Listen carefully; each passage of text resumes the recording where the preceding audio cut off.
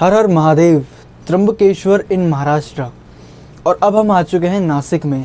हम जानेंगे त्र्यंबकेश्वर महादेव के पीछे का रहस्य, सुलझाएंगे कुछ मिस्ट्रीज और जानेंगे क्यों वहाँ पे एक ही ज्योतिर्लिंग में ब्रह्मा विष्णु महेश भगवान एक ही ज्योतिर्लिंग में वास करते हैं। तो सबसे पहले हम जानते हैं अबाउट त्र्यंबकेश्वर टेम्पल, मंदिर के बारे में जानते हैं। सबसे पहले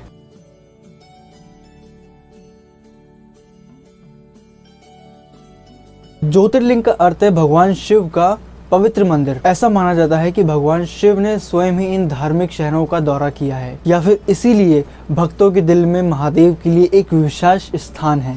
त्र्यंबकेश्वर मंदिर 12 महाज्योतिर्लिंगों में से एक माना जाता है, जिसके 3 मुख है, भगवान विष्णु, भगवान ब्रह्मा और भगवान महेश। भगवान शिव का ये मंदिर त्र्यंबकेश्वर महाराष्ट्र में नासिक से कुछ 28 किलोमीटर दूरी पर है। त्र्यंबक शहर में ब्रह्मगिरी पर्वत के पास स्थित है ये मंदिर, जहाँ से गोदावरी नदी भी बहती है, जिसका निर्माण तीसरी पेशवा बालाजी बाजीराव, जिन्हें नाना साहब के नाम से भी जाना जाता है, ने 1755 और 1786 के बीच में इस मंदिर का निर्माण करवाया था। पूरे मंदिर नगर की शैली की वास्तुकला में काले पत्थर से बनाया गया है। इस मंदिर का क्षेत्रफल बहुत बड़ा है और इसकी दीवारों पर कई छोटे छोटे मंदिर और उनमें कई छोटे छोटे शिवलिंग भी बने हुए हैं। और इस मंदिर का इतिहास 1000 साल से भी ज्यादा पुराना है।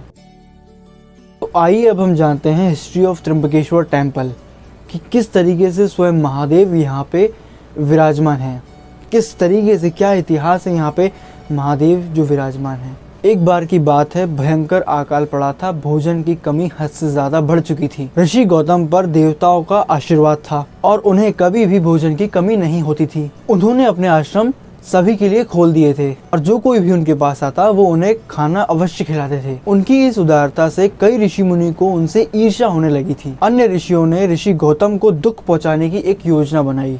उन्होंने एक कमजोर गाय को ऋषि गौतम के खेतों में भेज दिया था। जब ऋषि गौतम ने उस गाय को देखा तो उन्होंने उसको खाना खिलाने की कोशिश की, लेकिन इससे पहले ही ऋषि गौतम उस गाय की मदद कर पाते, उससे पहले ही वो गाय मर गई थी। और उसी समय सारे ऋषि बाहर आए और उस गाय की मृत्यु के लिए ऋषि गौतम को दोषी ठहराने लगे। पर गाय की मृत्यु से ऋषि गौतम अंदर से बहुत दुखी थे और वो तपस्या हेतु भगवान शिव की आराधना करने लगे। ऋषि गौतम ने 100 शिवलिंग बनाए और उनकी इस प्रभु भक्ति को देख के भगवान शिव प्रसन्न हुए। जब भगवान शिव प्रकट हुए तो उन्होंने अपने पाप को धोने के लिए माँ गंगा को धरती पे भेजने के लिए कहा। भगवान शिव ने उनसे कहा कि ऋषि गौतम ने कोई भी पाप नहीं किया है, लेकिन फिर भी भगवान शिव ने माँ गंगा को ऋषि गौतम के आश्रम में आने के लिए कहा और महागंगा वहां आकर गोदावरी कहलाई। ऋषि गौतम का यह मानना था कि उनके सभी पाप धुल चुके हैं। त्र्यंबकेश्वर में ज्योतिर्लिंग गोदावरी नदी के साथ प्रकट हुए थे। उस ज्योतिर्लिंग में भगवान ब्रह्मा, भगवान विष्णु और भगवान शिव का मुख है और ये सिर्फ एक लौता ऐसा ज्योतिर्लिंग है जहाँ तीनों त्रिदेव एक साथ दर्शन देते हैं। तो ये थी कहानी भगवान शिव के ज्योतिर्लिंग की, कि किस तरीके से भगवान शिव त्र्यंबकेश्वर में विराजमान हुए हैं।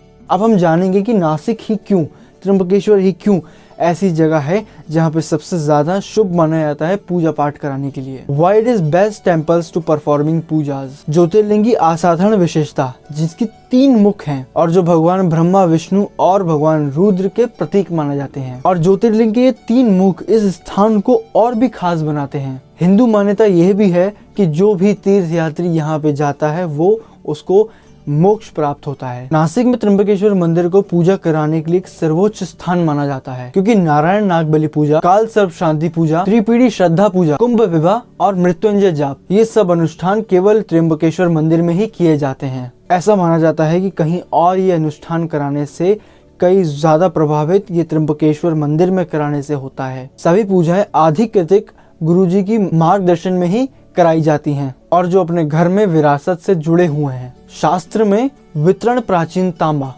जिसे ताम्रपत्र कहते हैं, वो भी रखते हैं। ताम्रपत्रधारी पंडित का अर्थ है जिसके पास त्र्यंबकेश्वर में पूजा कराने का अधिकार जन्म सिद्ध है, जिन्हें त्र्यंबकेश्वर संघ कहा जाता है। 1200 से भी अधिक वर्षों से पुरोहित संघ जबरदस्त तरीके से काम कर रहे हैं, भक्तों की मदद करते हैं और पूजा कराने के लिए सेवा देते हैं। इन कारकों से मेरा सुझाव यह है कि त्र्यंबकेश्वर ये सब टाइप की पूजा कराने के लिए सर्वोत्तम माना जाता है। तो ये थी कंप्लीट त्र्यंबकेश्वर मिस्ट्री के ऊपर वीडियो। अगर आपको मेरी वीडियो से कोई वैल्यू ऐड हुई हो तो कमेंट में लिखिए हर हर महादेव।